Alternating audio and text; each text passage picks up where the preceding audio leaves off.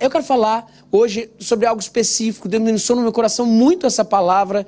Eu tenho certeza absoluta, assim como foi no culto das 9 da manhã. Agora, eu queria continuar ministrando essa palavra. Eu tenho certeza que vai encontrar guarida em muitos corações aqui essa manhã, porque falou demais comigo. Na verdade, Deus começou a ministrar essa palavra no meu coração na quarta-feira, quando preparei algo para o nosso culto de quarto, o clamor que acontece no Instagram. E eu quis expandir, eu quis aprofundar um pouco mais. Eu quero falar sobre tempo de mudança. Que tipo de mudança? O que fazer na mudança e a necessidade que nós temos de mudar. Mas eu queria de verdade que você abrisse o seu coração. Nesse momento que se você puder, se desliga do que está acontecendo lá fora. Se desliga do que está te afligindo. De repente está até aqui dentro que está te afligindo, mas se desliga. Vamos conectar agora no que Deus tem. É importante demais. Para que a gente saia daqui com algo que eu creio que pode direcionar e mudar a história de muita gente. Eu creio que essa manhã é uma manhã fundante para muitas pessoas, de transformação, de mudança. Tempo de mudança, a proposta é destrinchar como esse tempo de mudança aconteceu na vida de Filipe, quando ele saiu do centro de um avivamento e ele foi colocado para um deserto, pelo próprio Deus. E a partir daí tentar entender como que funciona isso para Deus. Nosso Deus, ele espera o quê? Manutenção, ele espera mudança, o que acontece? O texto é Atos capítulo 8, de 26 a 40. Atos 8, de 26 a 40.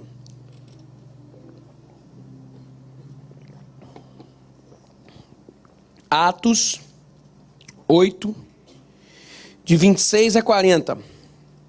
Olha o que acontece com Filipe. Um anjo do Senhor disse a Filipe: vá para o sul, para a estrada deserta que desce de Jerusalém a Gaza. Ele se levantou e partiu.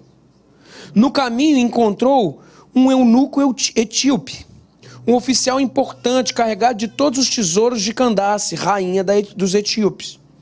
Esse homem viera a Jerusalém para adorar a Deus. E de volta para casa, sentado em sua carruagem, lia o livro do profeta Isaías. E o Espírito disse a Filipe: aproxime-se dessa carruagem e a acompanhe. Então Filipe correu para a carruagem, ouviu o homem lendo o profeta Isaías e lhe perguntou: o senhor entende o que você está lendo? Ele respondeu: como posso entender se alguém não me explicar? Assim convidou Filipe para subir e sentar-se ao seu lado. O eunuco estava lendo essa passagem da Escritura. Olha a passagem que o eunuco estava lendo enquanto Filipe se aproximou da carruagem. A passagem era: ele foi levado como ovelha para o matadouro, e como cordeiro mudo diante do tosqueador. Ele não abriu a sua boca. Em sua humilhação foi privado de justiça. Quem pode falar dos seus descendentes? Pois a sua vida foi tirada da terra. Essa foi a passagem. E o eunuco perguntou a Filipe: diga-me, por favor, de quem o profeta está falando? Ele está falando de si próprio ou de outra pessoa? Então Filipe, começando com aquela passagem da Escritura, anunciou-lhe as boas novas de Jesus. E prosseguindo pela estrada, chegaram a um lugar onde havia água. O eunuco disse: olhe, aqui há água. Que impede de ser batizado? Disse Filipe: você pode, se crê de todo o coração. O eunuco respondeu: creio que Jesus Cristo é o Filho de Deus. Assim deu ordem para a carruagem, para parar. Então Filipe e o eunuco desceram à água e Filipe o batizou. Quando saíram da água, o Espírito do Senhor arrebatou Filipe repentinamente. O eunuco não o via mais e, apesar de não o ver, ficou cheio de alegria, seguiu o seu caminho. Filipe, porém, apareceu em Azoto e, indo para Cesareia, pregava o evangelho em todas as cidades pelas quais passava. Bom, nessa minha introdução eu queria trabalhar primeiro as duas questões, os dois polos que a gente vai trabalhar. A gente vai trabalhar basicamente com tempos de mudança e a ideia de que tempos de mudança e fé andam e caminham juntos. Então, mais ou menos é o seguinte: a fé é o pai de um momento de tempo de mudança. Por exemplo, eu quando era criança, me lembro quando eu era criança, meu pai, quando eu já tinha um pouco mais de idade, mas ainda era frágil, ele sempre me levou no Maracanã, e eu gosto muito. E uma vez a gente foi assistir um jogo do Fluminense e Flamengo. Agora você imagina, meu pai, eu olhava aquela multidão, a gente não anda no Maracanã entrando, a gente é empurrado para dentro, literalmente, né? Agora você imagina como criança, eu vou falar um negócio, ainda mais com flamenguista. Rolou um medo. Posso ouvir um amém, não? Olha aí, é forte, como diria Tássia, é forte. O que meu pai fez? Meu pai me botou de frente, botou na frente e botou um amigo na frente assim, é como se ele tivesse por trás, para esse momento de mudança, porque eu queria experimentar algo novo, lindo, e para a glória de Deus foi a vitória do Fluminense. Amém. E hoje, contra o Botafogo, amém? Vamos forte. Aí é fácil, contra o Botafogo não tem nenhum amém contra, né? Daí o que acontecia? Tinha um menino aqui, eu estava aqui, e a fé, como meu pai, estava me protegendo, e foi ela que me desceu falando, filho, fica comigo, tu tá comigo, tá tranquilo. Engraçado que a gente acha, quando pequeno, que nosso pai é um super-herói, né? Até hoje é, mas naquela época era assim, nada vai me acontecer. É basicamente isso. O tempo de mudança era eu que estava experimentando. E quem estava atrás de mim era a fé do meu pai. E eu acreditava que nada ia me acontecer porque tinha alguém me levando para a vitória. Posso ouvir um amém? 2-0 Fluminense aquele dia, amém. Amém. Foi exatamente isso. E o que é fé? A sabedoria popular diz que fé é acreditar muito que alguma coisa vai acontecer. Eu tenho fé que eu vou ser curado. Eu tenho fé que o emprego é teu. Sabe, por diversas vezes nós confundimos fé com o fato de que Deus vai fazer o que a gente quer que Ele faça. E por isso que nós pensamos que uma pessoa de fé é aquela que tira o que ela quer de Deus. Percebam. A fé abre a mão de Deus. Quantas vezes a fé busca de... É como se Deus... Veja se não é um negócio meio esquisito. É como se Deus então fosse um carrasco que não quer liberar a bênção pra gente. E a gente vai até Ele com fé e a gente abre a mão de Deus e tira de Deus a nossa bênção. Gente, acho que isso não tem nada a ver com fé, sabe? Parece mais com feitiçaria do que fé. Essa é a verdade. Tem algumas perguntas que eu queria desenvolver aqui. Eu queria perguntar para a gente, de alguma forma, discorrer sobre ela. O que é fé e por que um tempo de mudança é um tempo de fé? Primeiro, é fácil entender e diagnosticar no texto bíblico que fé é ponto final, confiar em Deus. Fé é confiar em Deus, ponto final. É confiar em Deus e não no que Deus vai fazer, mas é confiar em Deus. Não é direcionar Deus, é confiar em Deus. Uma vez uma jovem chegou a um pastor e falou, pastor, eu estou com um casamento marcado, mas tenho que te confessar, meu noivo é um pouco agressivo. Daí o pastor perguntou assim, quantas vezes que ele já bateu em você? Ela falou assim, pastor, algumas vezes. Mas pastor, tem uma pergunta para te fazer. Pastor, você acredita que Deus pode mudar a vida do meu noivo? Ela perguntou. E o pastor respondeu assim, acredito, mas acredito que Deus pode. Acreditar que Deus pode é diferente de acreditar que Ele vai fazer.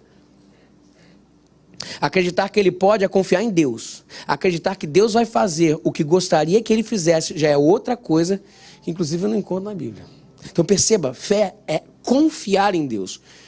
É a perspectiva mais abrangente do que a gente pode ter de quem Deus é. É confiar, de fé, é confiar em Deus, é confiar no seu caráter, na bondade dEle. Deus é bom e ponto final. Deus abençoa os seus e ponto final.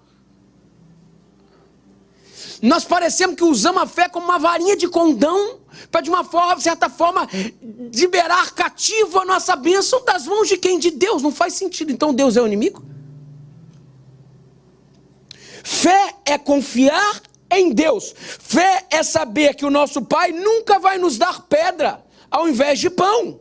Fé é saber que Ele está no controle de tudo. Fé é dormir no barco em meio à tempestade. Fé é confiar. Pois Pois bem, voltamos a Filipe. Filipe estava no momento da vida dele, que a gente acabou de ler. Filipe era um dos líderes do movimento cristão, que nem era chamado de movimento cristão, era chamado dos do caminho, eram os líderes dos filhos de Deus em Jesus Cristo, que foram separados para um avivamento inicial, que inclusive se espalhou a ponto de chegar até nós. Quem era Filipe? Filipe era um que foi consagrado como diácono para servir, ou seja, era um líder da igreja em Jerusalém. E eles estavam experimentando uma expansão do evangelho que nunca tinha sido vista. De alguns milhares passou a uma infinitude de pessoas que não se podia nem contar. É isso que o texto fala. Filipe estava literalmente no centro da vontade de Deus. Os frutos credenciavam esse centro da vontade de Deus. As curas, os milagres mostravam realmente ele está num lugar onde Deus o colocou. E o que acontece aqui é algo incrível. Sabe o que Deus fala para Filipe? Filipe, sabe, esse ciclo que você está, esse ciclo tem que se acabar e você vai para o deserto. Não faz sentido. Porque se a gente está no lugar do avivamento, no centro da vontade de Deus, tudo está acontecendo e Deus te manda mudar para o lugar onde é deserto, a pior coisa que tem para o pastor é ir para um lugar que não tem gente. Pastor gosta de gente, gosta de abraçar. Quanto mais gente, melhor. Pastor gosta de falar assim, aperta aí para caber mais. Esse é o pastor. O Filipe foi tirado do centro de um avivamento e foi falado por Deus, falando assim, ei, Filipe, está na hora de você se movimentar. Você vai para o deserto. E sabe o que o Filipe fala? O Filipe fala, tudo bem. Filipe vai para o deserto e encontra um etíope. E não era qualquer etíope, era o etíope que era encarregado pelos tesouros da rainha da Etiópia. Uma pessoa influente. Agora atenção ao que vai ser discorrido do texto, que vai ser importante para a aplicação. Quando Filipe chega lá, ele identifica no deserto o etíope passando e o Espírito só fala algo. Uma coisa, ele fala assim, se aproxima e observa. Filipe não se aproximou com as respostas. Filipe se aproximou e observou. E a partir do momento que ele começa a observar, ele percebe que o etíope estava lendo o texto de Isaías, em cima, inclusive, de uma profecia messiânica. E ele foi levado como ovelha muda a matadouro e tal. Isso aí tudo é profecia messiânica que se cumpre em Jesus. Filipe foi esperto, porque a pergunta quem fez foi o etíope, não foi ele. Ele só levantou a bola e falou, que você está entendendo o que você está lendo? Falou, como é que eu vou entender se não tem quem me explique? Ele começou a falar, esse aí que foi levado a ovelha muda, acabou de vir, ele morreu, mas ele ressuscitou, e o que está acontecendo em Jerusalém você não tem noção. Ele falou assim, eu quero, o etíope falou. Ele falou, então tá bom. Ali tem água ali, o que me impede de ser batizado? Ele falou, nada, você crê? Eu creio. Então se você crê, você pode ser batizado. Aí Filipe batiza o etíope. E imediatamente, depois se batiza, você imagina, isso aí nem Steven Spielberg no melhor roteiro consegue escrever. Filipe some, puf. Gostou da onomatopeia? Puf. E no que ele some, ele vai para Azoto. E a partir dali o Senhor continua e o etíope continua feliz. Primeiro que é louco, né? A gente vai falar sobre isso daqui a pouco. Era mais óbvio e lógico que Filipe continuasse com um cara influente na Etiópia. Vamos mudar a Etiópia para Jesus. Deus falou, encerrou um outro ciclo, vamos começar outro. Esse Deus é meio doido. Olha que coisa interessante, sabe? E a gente aprende que de vez em quando Deus nos desafia a mudar. E a gente tem que aprender, e com esse texto a gente aprende que quando Deus nos desafia a mudar, número 1, mude. Mesmo que o seu lugar de partida tenha sido um lugar que Deus te colocou. Olha o que o texto fala, versículo 26. Um anjo do Senhor disse a Filipe, vá para o sul, para a estrada deserta que desce de Jerusalém a Gaza. E ele se levantou e partiu. Filipe estava no centro do avivamento de Jerusalém. Ele era um dos protagonistas desse avivamento de Jerusalém. Ele era um dos líderes desse movimento. E Deus fala para ele, vá para o deserto. Filipe, sem titubear, diz, beleza, eu vou. Percebam. Largar estações que nos fazem mal, largar o inverno é relativamente fácil. Começar um novo ciclo que é um imperativo porque o antigo ciclo nos feriu, nos machucou. É fácil, mas mesmo assim muitas vezes não é, porque nós somos apegados ao que temos no passado. Nós somos apegados demais. Mas e aí? Aí a pergunta que Deus faz pra gente hoje é: e se Deus te pede para encerrar um ciclo que Ele te colocou? Um ciclo que tem frutos genuínos, um ciclo que nos orgulha. É essa pergunta que Deus está falando aqui, é algo bem específico. Pois bem, é isso que Deus pediu a Felipe. E é isso que Deus pergunta para alguém aqui essa manhã. Qual ciclo que temos um carinho especial, que nos orgulhamos, que Deus hoje nos pede para encerrar? Sabe o que eu me lembro? Eu me lembro da história e do ciclo que Noé e a sua família tiveram que encerrar. Noé recebeu do Senhor que eles mudariam a história do planeta. Construíram uma arca, levaram décadas para construir aquela arca. Não só décadas levaram, mas como foi a vida da família implantada, as emoções implantadas naquele projeto que era projeto de Deus, mas só eles acreditavam. Todo mundo zoava, caçombava caçombava não? Tô que nem a Priscila falando sobre profetizar hoje aqui. Vocês perceberam, né? Tadinha, ela não tá aqui, tadinha. Depois a gente faz um meme, manda por Chip Fails. Todo mundo zoava, caçoava dela e tal, deles. E eu creio no que Deus tem. E persistiram. Você imagina que aquela família sofreu, que aquela família trabalhou e tal. E botaram os animais para dentro, fecharam a porta da arca e começou a chover. O povo começou a falar: caramba, o sonho, o ciclo de Moisés, a gente tinha que estar dentro dele. Mas o que aconteceu? O povo estava do lado de fora. E aí eles passaram 40 dias e 40 noites vivendo aquela promessa. Tudo bem, tinha uns problemas lá dentro da arca, mas ali era a vida. Vivendo aquela promessa de Deus. 40 dias e 40 noites. Depois parou a chuva, eles esperaram mais um mês. Agora, prestem atenção nisso aqui. A arca era o cumprimento de uma promessa boa de Deus. De uma promessa que gerou vida para ele, para a família. Não só para a família, mas para a história do planeta. Perpetuou a vida. Parou de chover. Mandaram a pombinha. A pombinha voltou com um raminho. Ou seja, já estava a possibilidade de sair. A arca foi ancorada. Quando eles abriram aquela porta. Gente, observem. 120, acho que foram 120 anos de construção, foram décadas de construção. Décadas de construção, quando abriu aquela porta, aquele projeto de Deus que era o projeto certo, o projeto que salvou a história da terra, eles abriram a arca, olhavam para dentro, um projeto bem realizado, olhavam para fora, eles olhavam uma terra devastada. Sabe o que Deus falou? Está na hora de abandonar a arca e começar tudo de novo. Eu não sei quanto a vocês, mas eu sou difícil demais de mudar. Sabe o que eu faria se fosse o Moisés? O Moisés não, o Noé? Sabe o que eu faria? Eu botaria umas luzes, pintaria tudo de preto e faria uma igreja chamada Arca Church. Sabe por quê, gente? Sabe por quê? É porque Deus nos desafia a mudar por diversas vezes. E é fácil mudar quando o negócio está ruim, mas e quando o negócio está bom? E Deus faz a gente sair do centro de um avivamento para ir para o deserto, simplesmente porque Ele mandou. A pergunta que eu te faço é: será que você está disposto a abrir mão das arcas que nós construímos e que são bênçãos, que foram ciclos bons, mas que Deus já está te colocando para outro lugar? Meu querido, tem algumas arcas hoje aqui essa manhã que precisam ser deixadas. Algumas arcas. Eu não sei com quem Deus fala aqui, eu sei que é algo específico. Mas eu aprendi um negócio com esse texto e aprendi um negócio com o Evangelho. O Evangelho, e atenção a isso, o Evangelho é movimento, não é monumento. Eu vou repetir. O Evangelho é movimento, não é monumento. Se alguém está em Cristo, é nova criatura. É engraçado que isso no grego, no original, como é que é? Gerúndio. Vai se transformando em nova criatura, as coisas velhas se passaram e tudo vai se fazendo novo.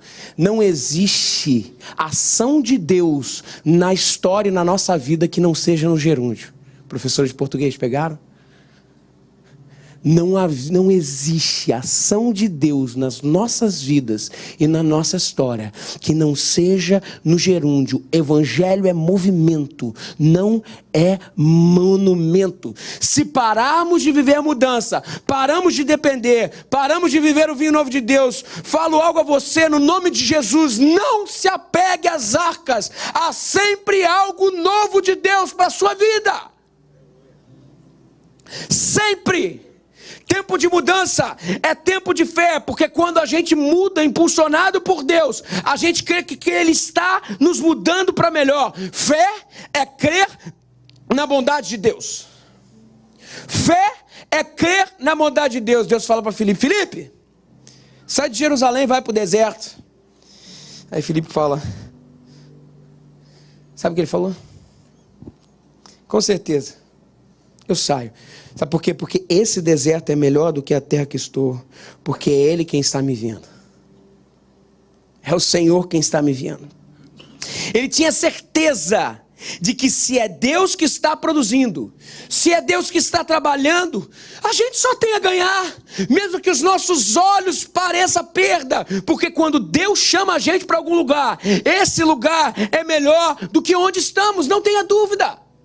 Não tenha dúvida, pode ter certeza, não tenha medo de Deus, não precisamos ter medo de Deus. A vontade de Deus é boa, perfeita e agradável. Tempo de mudança é tempo de fé, porque a gente pensa assim: Deus, é para ir, é para largar, Deus, é para abandonar, então tá bom, eu estou ansioso para depender de Ti e viver a Sua boa, perfeita e agradável vontade. Se aqui já tá bom, imagina para onde você está me levando. Mas é um deserto, não importa, Ele está levando.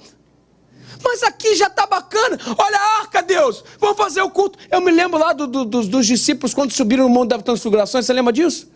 Experimentaram a glória de Deus e tal, ciclo novo, momento de cura, de transformação, de empoderamento, de derramar do Espírito Santo. Sabe o que eles fizeram? Porque a gente tem dificuldade de se libertar das arcas. Sabe o que eles fizeram? Eles falaram: Deus, vamos fazer uma tendinha aqui pra gente, pra você, vamos ficar aqui, já tá bom, vamos ficar na arca. Deus falou: você não está entendendo, meu querido, eu não trabalho não trabalho no presente, no passado, no futuro, eu sempre trabalho no gerúndio. Está na hora da gente descer, porque lá embaixo eu vou gerar movimento, não em vocês apenas, mas através de vocês, para Deus fazer algo novo.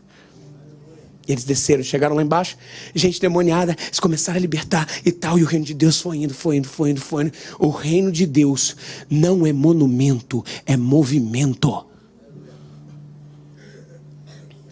Movimento, vocês estão entendendo isso? Gente, é uma palavra muito específica, é algo que geralmente eu não costumo, mas o Senhor falou no meu coração isso. O reino de Deus não é reino de arcas, mesmo que sejam bem sucedidas. O reino de Deus é reino de novo, é reino de terra devastada. Afinal de contas, como que a gente pode libertar se a gente não está no lugar onde se gera libertação? Como a gente pode fazer algo novo se a gente está vivendo no velho? Como a gente pode gerar vida se a gente não levar vida a quem está morto? Só existe vida nova para quem está morto. E só existe gerar vida para quem falou: eu tenho vida, então eu vou no morto para gerar vida. O reino de Deus não é monumento. O reino de Deus é movimento. Não se contente com o bom de Deus. Está na hora de sair da sua terra. Mas para onde? Para onde não importa. Se Deus é quem chama, se Deus é quem está com você, isso é o mais importante. Não se contente com o bom. Se Deus pode ter o melhor de você, dê o seu melhor para Deus.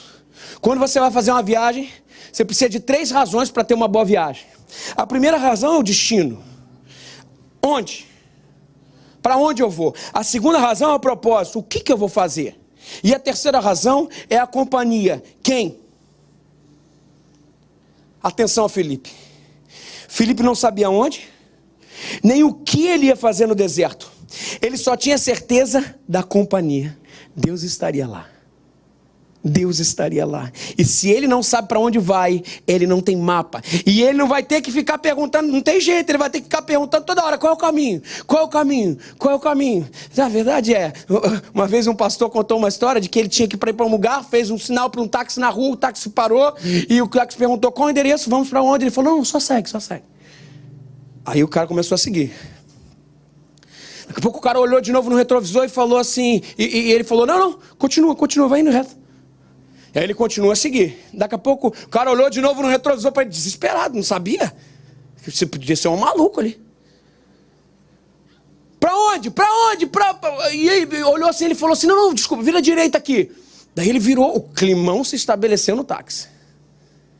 O cara estava indo para um lugar onde não sabia. Daqui a pouco ele encostou o táxi, parou e falou assim, meu amigo, senhor, por favor, pode me dizer qual é o endereço? Daí ele falou, calma, é que eu não sei o endereço, é só você chegar.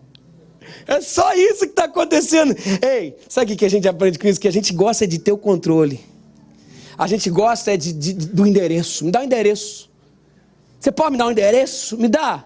Mas tem um outro lado. É o lado que o Felipe nos ensina. Aqui Deus fala para o Felipe, vamos? Sabe o que o Felipe fala? Vamos. Mas peraí, mas você não quer saber aonde a gente vai? Felipe responde, não. Se o senhor vai, eu quero ir. Isso já me basta. Isso já me basta. Como se eu chegasse em casa e eu chegasse, eu estou doido para ter isso. Como se eu chegasse em casa e a Priscila estivesse lá com as malas prontas e falasse, nós vamos viajar. Aí eu pergunto para ela assim, mas vamos para onde? A Priscila fala, surpresa. Sabe o que eu ia responder? Eu ia falar, vamos. Porque você é melhor do que qualquer lugar que a gente vai. Cadê ela? Cadê ela? Meu amor, é hoje. Porque você é melhor do que qualquer lugar que a gente vai. Você é melhor do que qualquer destino. Estar com você facilita qualquer estrada. Com você eu vou, porque você é mais importante do que o percurso, do que a jornada, do que o destino, do que o propósito. Na presença de Deus é abundância de alegria. Isso é fé. Fé é ir sem saber destino. Fé é ir sem saber propósito. Mas na companhia certa. Isso já nos basta. Abrindo ou fechando ciclos bons ou ruins, mas o que é definitivo para as ações não são os desertos ou os avivamentos, as Jerusaléns. Não, o que é definitivo para tomar de ação não é. A definição é, se Deus vai, eu vou. Se Deus vai, eu mudo. Se Deus vai, isso me basta. Quando Deus te desafiar a mudar, meu querido, no nome de Jesus, eu falo para você hoje, pela autoridade do nome de Jesus, mude. Mude. Perguntas. 1. Quais são as arcas que hoje você tem que deixar? Quais são as arcas que hoje você tem que deixar para trás? Não se engane. O novo de Deus começa com a sua mudança. A sua mudança. Número 2. Quando Deus te desafia a mudar, Ele também vai te dar atenção. Quando Deus te desafia a mudar, Ele também vai te dar ferramentas certas para a nova estação. Atenção. Quando Deus te desafia a mudar, Ele também vai te dar ferramentas certas para a nova estação. Versículo 27, na parte B, fala assim, no caminho encontrou um eunuco etíope, um oficial importante, encarregado de todos os tesouros de Candace, rainha dos etíopes. Esse homem viera a Jerusalém para adorar a Deus e de volta para casa, sentado em uma carruagem, lia o livro do profeta Isaías. E o Espírito disse a Filipe, olha o que o Espírito disse a Filipe, aproxime-se dessa carruagem e acompanha. Primeiro, abra-se ao novo. Se estamos vivendo um novo ciclo, por favor, encare o novo ciclo como uma dádiva. Desfrute do novo. Tem gente que deixa um ciclo e carrega o morto do ciclo passado nas costas, mesmo que tenha sido até ruim. A gente não consegue viver o novo de Deus, porque o novo de Deus traz em si novas dispensações, novos sonhos, inclusive novas conexões. Tem gente que se apega, não estou dizendo que os caras não vão deixar de ser seu amigo, não, gente. As pessoas vão continuar sendo nossa amiga, vai estar tudo certo, mas não tem jeito. De vez em quando Deus une pessoas por propósito, porque Deus não une pessoas, Deus une propósito. A gente é unido por um propósito, daqui a pouco ali se encerra um ciclo, as pessoas continuam sendo amadas, nós somos amados, nós estamos em novos ciclos e a gente acha que se relacionando, fazendo novas coisas, nós estamos traindo o antigo ciclo. No nome de Jesus eu falo para você algo, desfrute do novo ciclo. Porque senão as pessoas nos têm pela metade, Deus nos tem pela metade, a história nos tem pela metade, quem nos cerca nos tem pela metade, nós não vamos conseguir viver tudo, potencializar plenamente o que Deus tem pra gente. Pois bem, esteja ligado no que Deus está fazendo no novo e atenção, é o que aconteceu aqui, se junte a Ele. O que aconteceu? E o Espírito disse a Filipe, viu ali o etíope? Aproxime-se dessa carruagem e acompanha. Ou seja, não precisa inventar. Ele já vai te dar as ferramentas. Esteja atento ao que Deus vai te dar. E o Espírito disse a Filipe, aproxime-se dessa carruagem e acompanha. Olha o que aconteceu no versículo 30. Então Filipe correu para a carruagem, ouviu o homem lendo o profeta Isaías e lhe perguntou, olha só, ali está a pergunta. Vocês perceberam? Quando ele aproximou da carruagem, começou a caminhar com o novo ciclo, ele começou a perceber que o novo ciclo tinha suas perguntas inerentes ao processo. Por diversas vezes nós carregamos perguntas e respostas do antigo ciclo. Só que esse novo ciclo vai vir com novas ferramentas, novas perguntas a serem feitas para terem respostas diferentes. Quando ele olhou o Isaías, o etíope lendo o Isaías, falou, opa, qual que você está lendo? Você está lendo o quê? Ele já viu, ele estava lendo a tradição dos profetas, ele estava lendo a tradição do judeu, ou seja, existia um ponto de conexão. Perceba? Propósito é diferente de função, eu já preguei sobre isso aqui, eu não sou pastor, eu sou um ministro do evangelho. Eu estou na função de pastor. Se de repente um dia o ciclo mudar na minha vida, o que vai acontecer é que eu vou carregar o ministro do evangelho. Se eu tentar pastorear uma igreja diferente do que pastorear uma escola, por exemplo, ou pastorear uma companhia de teatro, eu vou trazer respostas diferentes das perguntas que são feitas inerentes àquele processo, àquele novo ciclo. Por diversas vezes nós respondemos perguntas que não foram feitas. Filipe foi esperto, ele chegou no seu lugar. E quando chegou no lugar, ele viu qual era a pergunta daquele povo. E a partir daí, então Filipe correu para a carruagem, ouviu o homem lendo o profeta Isaías e perguntou, o senhor entende o que você está lendo? A pergunta veio dele, aí ele só levantou a bola, Filipe. Ele respondeu, como posso entender se alguém não me explica? Assim convidou Filipe para subir e sentar-se ao seu lado. O eunuco estava lendo essa passagem da escritura, ele foi levado...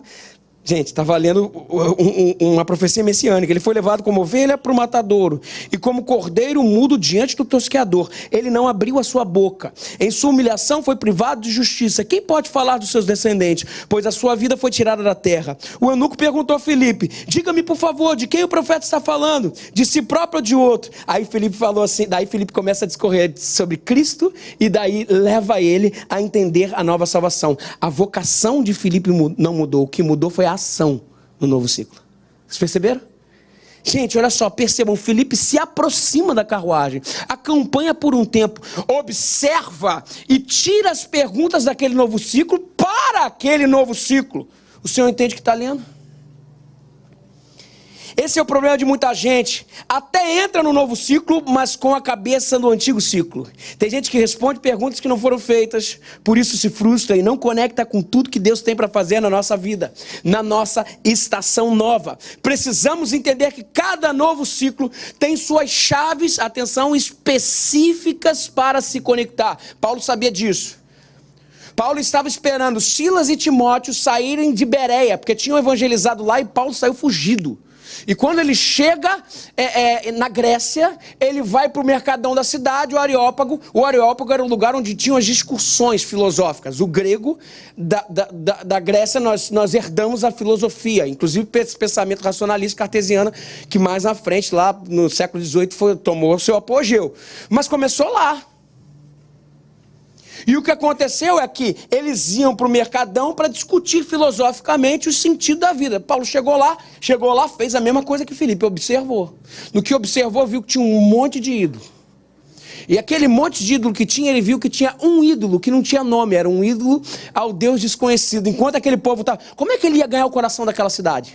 Essa era a pergunta. Naquele novo ciclo, como que aquele cara ia ganhar o coração daquela cidade? Paulo perguntou assim, Paulo olhou para dentro de si e falou assim: Deus, me dá a chave de eu conseguir as perguntas dessa cidade. E a pergunta era: quem era aquele ídolo? Quem é aquele ídolo, aquele Deus desconhecido? Paulo chegou e falou assim, aqui ó, gente, deixa eu falar para vocês, pensadores, filósofos, eu sei quem é esse Deus desconhecido. Todo mundo parou para escutar o cara.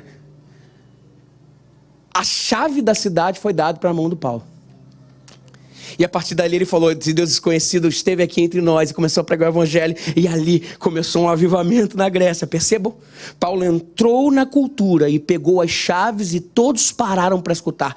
Cada nova estação traz em si novas chances de conexão.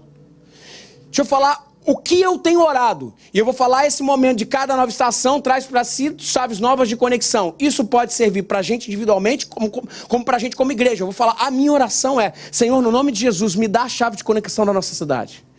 É isso que eu tenho orado. Senhor, conecta no meu coração o que a gente pode fazer aqui para que as pessoas possam escutar a gente. Quando escutar a gente, escutam o evangelho. E quando escutam o evangelho, se rendem, porque o evangelho do Senhor é um poder do caramba. Existe algo que nós podemos fazer, que nós podemos conectar 10 mil pessoas e ganhá-las para Jesus assim, ó. Algo. E eu tenho pedido isso ao Senhor. Cada cidade tem uma chave de conexão. Cada cidade tem uma chave de conexão. Tem um jeito da gente conectar 10 mil pessoas. Daí a gente vai ter que fazer, não tem como mais fazer aqui. Daí a gente vai ter que ir para... A gente vai para Bacia do Cocotá, meu irmão.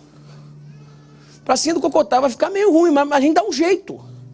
Cada cidade tem uma chave de conexão. Se a gente conseguir descobrir esse caminho para o coração da cidade, a gente ganha todo mundo para Jesus.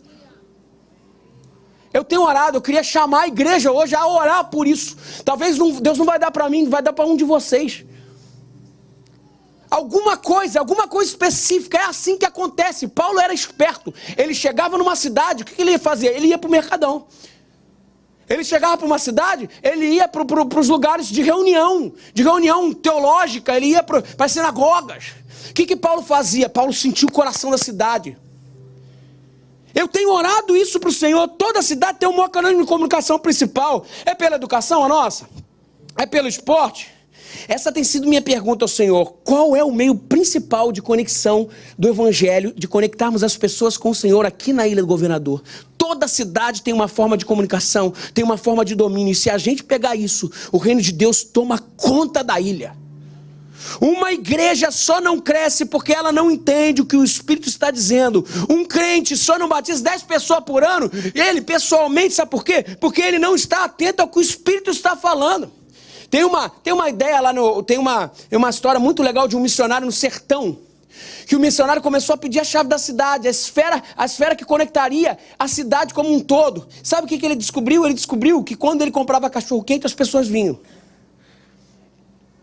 Aí ele começou a pedir oferta pro povo daqui.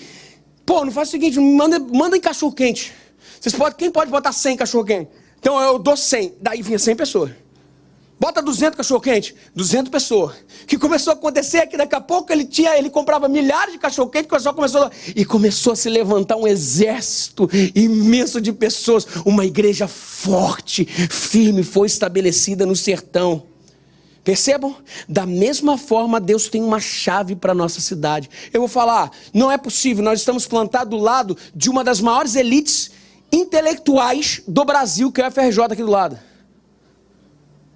Gente, olha só, imagina se a gente conseguir entrar na mente com o evangelho daqueles estudantes. Médicos vão ocupar os mais altos níveis sociais e vão ser servos de Deus, pastores na sua profissão, pessoas formadas em direito, políticos, servos de Deus. A gente precisa educadores, servos de Deus. Está aqui do lado. Gente, olha só, jovens, estou falando para vocês aqui. Gente, que tal vocês irem lá com o pessoal do Tel Hayashi lá, como é que é o nome? No Dunamis, eles fazem coisas, eles fazem movimentos universitários. Vamos aprender, gente. Nós temos aqui do lado. Eu tenho um negócio no meu coração, eu já estou organizando, mas eu sou só um. Eu queria colocar a igreja hoje nessa vibe. Nós precisamos entender como ganhar o coração da cidade. Eu preciso que a gente pense junto dessa forma.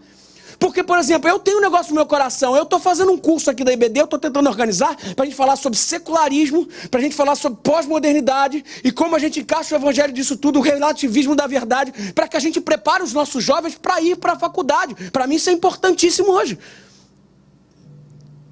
Gente, olha só, a gente precisa ser estratégico. Como que Deus, nesse novo ciclo, tem apontado para você o que fazer? Quais são as ferramentas que estão à sua disposição? E que você simplesmente tem trazido ferramentas anteriores. Não funcionam. Você pode até trazer, agregar valor, mas tem coisa nova para esse novo momento. Outra coisa que Deus tem colocado muito no meu coração: a nossa igreja vai ganhar raiz com o Alfa. E eu já falei isso para os irmãos, já falei isso para vocês. Gente, meu sonho é que cada um que está aqui hoje, você pode doar 2 meses e meio da tua vida, 2 meses e meio da tua vida para evangelizar os seus amigos, de uma forma fluida, gostosa. O Alfa é isso, gente. O Alfa tem mudado a Europa no evangelho. O Canadá está sendo avivado com isso. Nós precisamos fazer parte disso. Tem tudo a ver com a gente. Você pode. Meu sonho é transformar o Alfa, que na nossa igreja já é uma campanha, numa cultura. E é sobre isso, inclusive, que eu quero falar na reunião do dia 9. Sabe por quê? São chaves. E eu creio que essa é uma chave que Deus deu pra gente, para ganhar a cidade. Deus tem uma chave para a nossa cidade. Deus tem uma chave para o ciclo do que tem para a sua vida de novo. A pergunta que você tem que fazer é: qual é ela? Esteja nesse novo ciclo, observe, a partir daí caminhe sem medo da mudança, sem medo dela. Deus está fazendo algo novo. Deus está despejando uma unção fresca na ilha de um vereador, e eu quero fazer parte disso. Eu quero, e eu creio que a nossa igreja é a gente na frente de batalha de um avivamento nesse lugar. Lembre-se, não responda perguntas que a nova estação não está fazendo. Meu Deus, eu tenho que falar sobre o último ponto, eu já estou terminando. Ponto número 3 sobre mudança. Quando Deus te desafia a mudar, saiba que daqui a pouco você vai ter que mudar de novo. É isso mesmo. Versículo 39, parte B. O Espírito do Senhor arrebatou Filipe repentinamente. O eunuco não viu mais e, cheio de alegria, seguiu o seu caminho. Gente, Filipe alcançou o coração para o Senhor de um dos caras de maior escalão da Etiópia. Era o braço direito da rainha. O que Filipe podia achar com aquele novo ciclo? Ele podia falar assim: cara, Deus me abriu uma porta na Etiópia, eu vou para lá. E eu vou conquistar todo mundo para Jesus lá.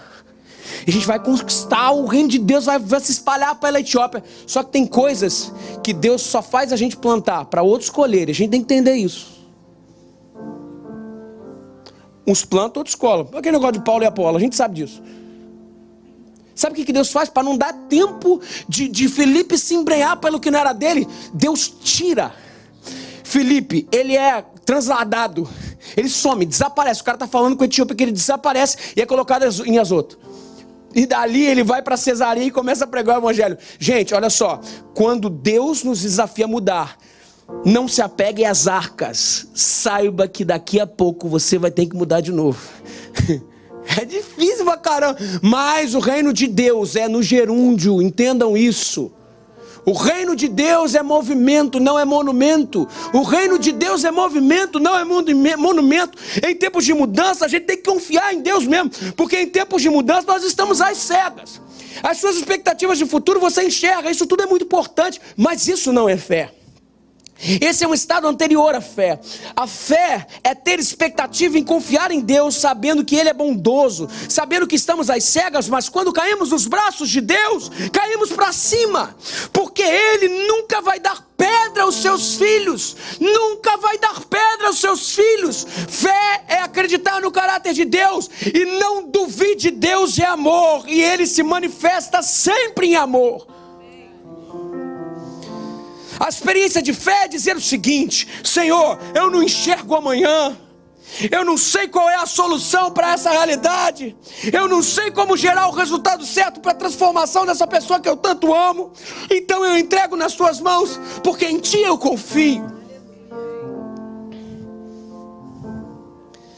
Como se Deus mandasse a gente pegar um papel e escrever. Escreve aí o que você acha que você tem de bom para a tua vida. Escreve. O que você acha que podia acontecer de bom para a sua vida. Aí você começa a descrever. Escreve. Enquanto você escreve a sua vida ideal, o pai olha para o filho dá uma risada. Aí o espírito olha para o pai e o espírito dá uma risada. Aí depois que você acaba de escrever, os três falam em uma só voz. Eles falam assim: não é possível, é só isso? Aí você fala: pô, isso aqui é o meu melhor, é isso. Aí o Espírito Santo fala para o pai assim: pai, tenha calma, pai, tenha calma com o menino. Tenha calma com o menino.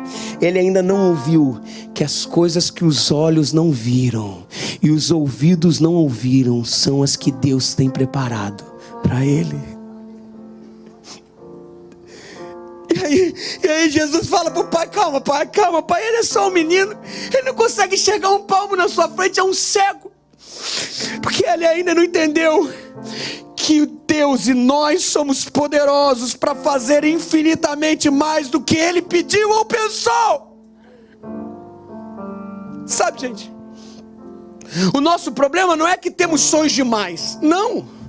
O nosso problema é que nós temos sonhos de menos em relação aos sonhos de Deus.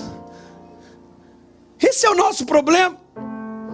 Porque eu bem sei os pensamentos que tenho a vosso respeito, diz o Senhor, pensamentos de paz e não de mal, para vos dar o fim que esperais. Os pensamentos de Deus são muito mais altos que o nosso. Por isso aprenda o negócio. Esse é um princípio importante, meu querido. Aprenda, atenção que eu vou falar. Deus é o grande promotor de mudança das nossas vidas. É Ele quer te levar além. E a ferramenta que Ele tem para essa mudança se chama mudança. Para te levar além, mudança. Agora imagina que alguém chegou para você essa semana e disse: cara, passa no RH, tu está desempregado. Vai mudar, não vai? Diz para mim: vai mudar. E foi Deus que quis? Isso pouco importa, não interessa. O que interessa é que você tem que ajoelhar no seu quarto e dizer: Senhor, mudou. Mas e o amanhã, Deus? Vai ser melhor que o hoje, não vai, Deus? Aí Deus fala: faz o seguinte, dá o amanhã aqui na minha mão que eu faço ele ficar melhor. Aí você fala: mas amanhã você vai estar comigo, não vai, Deus? Amanhã você vai estar comigo? Com certeza. Eu estou sempre com você. E aí o médico te liga: diagnóstico de morte, doença de morte. E a gente fala: meu Deus, Senhor, amanhã vai ser bem pior do que hoje, não vai? Se você der isso na minha mão, não. Se você descansar no meu cuidado, não. Sabe por quê? Eu sou especialista em transformar notícias ruins em notícias excelentes.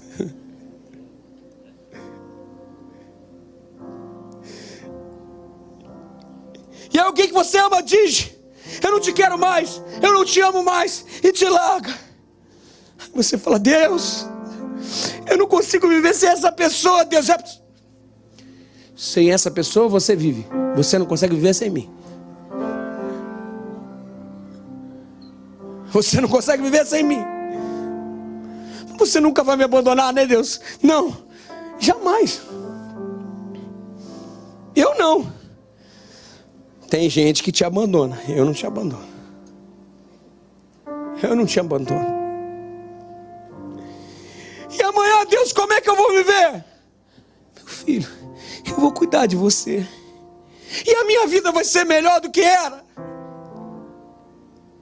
Se você entregar na minha mão, com certeza.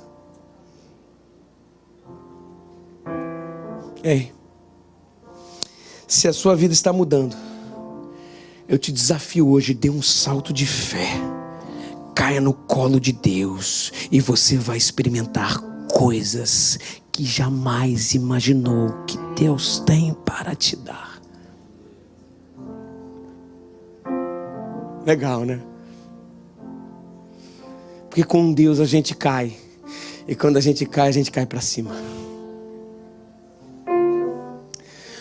Qual o propósito? De quê? Para quê? Como? Não interessa. Interessa é quem.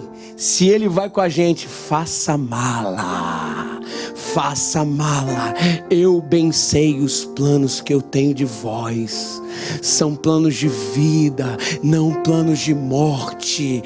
Eu vou para onde, Deus? Vai para a terra que eu te mandar. Mas como assim, Deus? Abraão não quis saber. Você vai comigo, então eu vou.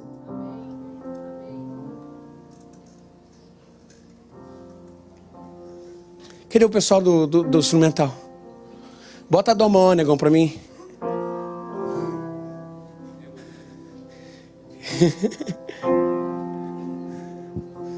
Diga ao Senhor: vem me visitar hoje aqui. Eu quero conhecer mais de ti. Espírito vem, Espírito vem, Espírito Santo. Espírito vem, Espírito vem, Espírito Santo.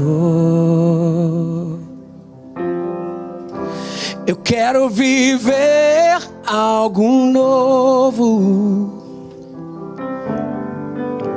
Faz meu coração arder de novo, fazendo todo medo desaparecer, trazendo sobre mim um novo amanhecer. Eu quero viver algo novo. Eu quero viver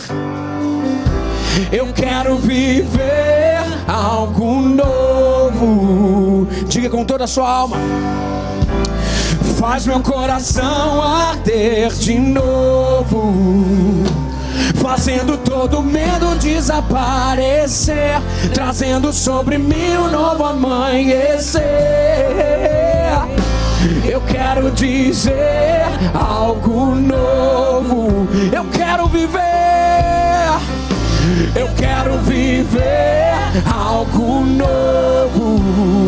Faz meu coração arder. Faz meu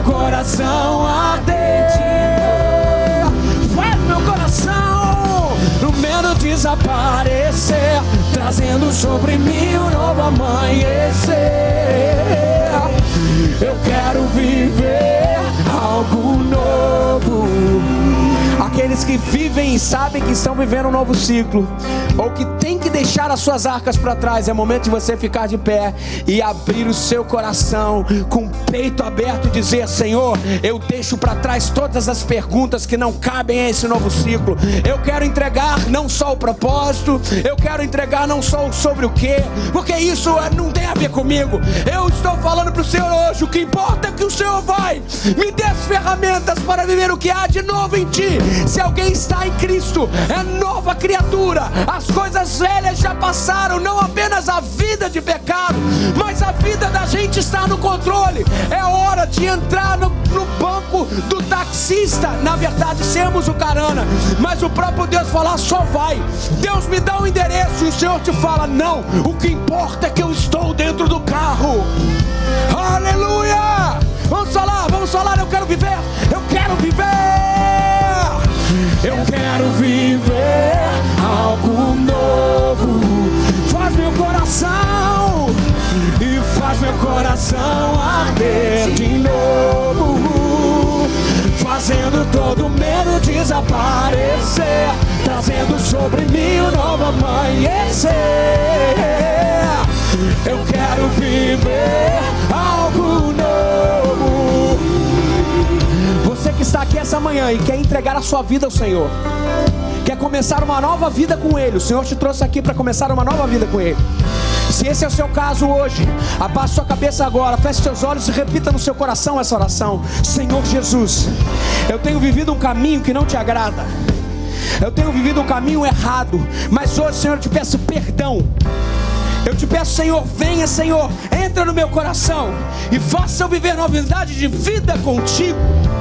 Eu sou teu, eu te amo, e assim oro no nome de Jesus, amém. Você continua de olho fechado, cabeça baixa. Se você orou, levanta sua mão lá no alto assim, ó, dizendo, Deus te abençoe, Deus te abençoe, eu estou vendo você, Deus te abençoe, eu estou vendo você. Mas alguém fez essa oração comigo, entregando a sua vida, Deus te abençoe, Deus te abençoe, Deus te abençoe, eu estou vendo você, Deus te abençoe, eu estou vendo você. Mais alguém aqui hoje, Deus abençoe, eu estou vendo você lá atrás. Você que orou comigo hoje, entregando a sua vida ao Senhor, levanta a sua mão onde você estiver, Deus te abençoe, eu estou vendo você lá atrás.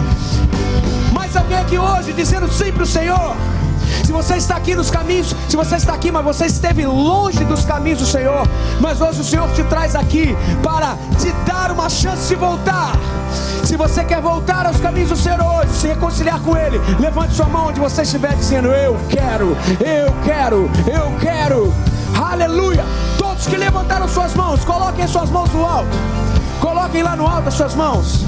Isso, já temos pessoas aqui. Érica, ora com essa moça para mim. Érica, ora com ela comigo. Isso, obrigado. Pessoal de lá de trás que levantou sua mão, tem alguém aí do seu lado orando com você? Se não, levante sua mão. Aleluia. Se você está aqui como igreja do Senhor, levanta sua mão para alguém que está recebendo uma oração. Nós vamos orar por esse povo agora. Senhor Jesus, esse povo é seu. Hoje eles entregam a sua vida a Ti. Nós te pedimos, Senhor, que hoje eles sejam conectados à videira verdadeira, que Teu Espírito entre nos seus corações. E por último, nós te pedimos ajuda-nos, Senhor, como igreja, a consolidar esse povo nos Teus caminhos. Ajuda-nos, Senhor, como igreja, Senhor, a sermos resposta de Deus para esse povo, e que a Tua igreja possa ser resposta de Deus. Senhor, agora eu te peço pela nossa igreja aqui, toda a nossa igreja, todos os sonhos que nós estamos inclusive segurando, ajuda-nos, Senhor, a deixarmos tudo diante do Seu altar. Ajuda-nos, Senhor, a deixarmos as nossas arcas no seu lugar. Ajuda-nos, Senhor, a irmos em direção ao Seu novo. Nos dê a ferramenta certa e ajuda-nos a entender que Evangelho não é monumento, mas movimento. Ajuda-nos a termos apenas o Senhor como herança e não o que a gente pode construir. A nossa herança é o Senhor. Nós como igreja falamos, a nossa herança é o Senhor. A nossa herança é o Senhor. Que o Senhor te abençoe e te guarde. Que o Senhor faça resplandecer o seu rosto sobre ti e tenha misericórdia de ti. Que o Senhor sobre ti levante o seu rosto e te dê a paz. Deus abençoe, gente. Eu quero vir. Boa semana. Beijo.